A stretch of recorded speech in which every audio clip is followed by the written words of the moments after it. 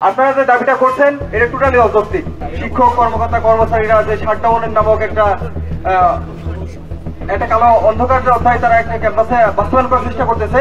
আমরা সকল সাধারণ শিক্ষার্থীদের পক্ষ থেকে বলতে চাই যে আপনারা এই নাটকবাজি বন্ধ করুন, কারণ সাধারণ শিক্ষার্থীদের দাবি, এই দাবি আদায়ের জন্য আপনাদের এই কমপ্লিট শাটডাউন আমাদের প্রতিবদ্ধকতা।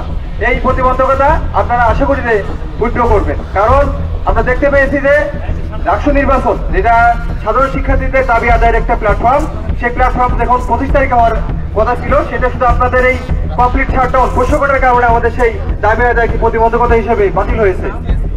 আর আপনাদের এই কমপ্লিট শাটডাউনটি যখন অব্যাহত থাকবে তখন আমাদের যত ধারাবাহিকভাবে রাষ্ট্র ডেট পরিবর্তন করা হোক না কেন, এটা কখনোই আদায় করা সম্ভব নয়। তাই আমরা বলতে চাই, আপনাদের প্রতি সম্মান রেখেই বলতে চাই, আপনারা আমাদের শিক্ষক তুল্য, আমাদের অভিভাবক, আপনারা আমাদের অধিকার আদায়কে সামনে রেখে, আমাদের বিষয়গুলো মাথায় রেখে আপনারা আপনাদের অযৌক্তিক যে দাবি, এই দাবি প্রত্যাহার করবেন। কারণ আপনারা যদি এই দাবির প্রতি অটল থাকেন, তাহলে রাজশাহী বিশ্ববিদ্যালয়ের সকল প্রশাসনিক সাধারণ ক্লাস পরীক্ষা সকল কার্যক্রম অব্যাহত থাকবে না, সকল জায়গায় বিঘ্নিত অবস্থা তৈরি হবে। আপনারা যে দাবিটা করছেন এটা টোটালি অযৌক্তিক। আপনারা যে পোষ্যকোটার জন্য আন্দোলন করছেন, এখানে এই পোষ্যকোটার পিছনে এমন কিছু তথ্য আছে যেগুলো আমরা কোনোভাবেই সেটাকে বিবেচনা করে আমরা মানতে চাই না।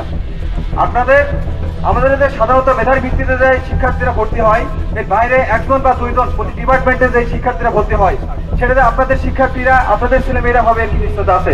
এবং পরবর্তীতে বিশ্ববিদ্যালয়ের শিক্ষক হওয়ার ক্ষেত্রে, বিভিন্ন কর্মকর্তা কর্মচারী হওয়ার ক্ষেত্রে আপনাদের ছেলেমেয়েরাই হবে না, এর কি নিশ্চয়তা আছে?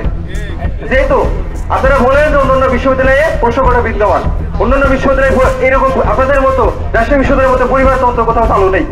এই পরিবারতন্ত্রকে যদি আপনারা ভাঙতে পারেন, তাহলে আমরা পোষ্যকোটাকে জানি যে পোষ্যকোটা আমরা মেনে নিতে পারবো, কিন্তু আপনারা এই পরিবারতন্ত্র কখনো ভাঙতে পারবেন না। আপনারা অযৌক্তিক ভাবে আপনাদের পোষ্যকোটার মাধ্যমে আপনাদের সন্তানকে ইনক্লুড করবেন, পরবর্তীতে তারা বিশ্ববিদ্যালয়ে আসবে, ডিপার্টমেন্টে নিম্ন অবস্থান থেকেও তারা বিশ্ববিদ্যালয় পরবর্তী শিক্ষক হবে। এরকম নজির রাজশাহী বিশ্ববিদ্যালয়ে অনেক হাজার হাজার আছে। এই জায়গা থেকে আমরা কখনোই এই পোষ্যকোটার মতো বিষয়ে এর বিপক্ষে আমরা সর্বদা রাজশাহী বিশ্ববিদ্যালয় ছাত্র শিবির অবস্থান নিয়েছে এবং ভবিষ্যতে নিবে।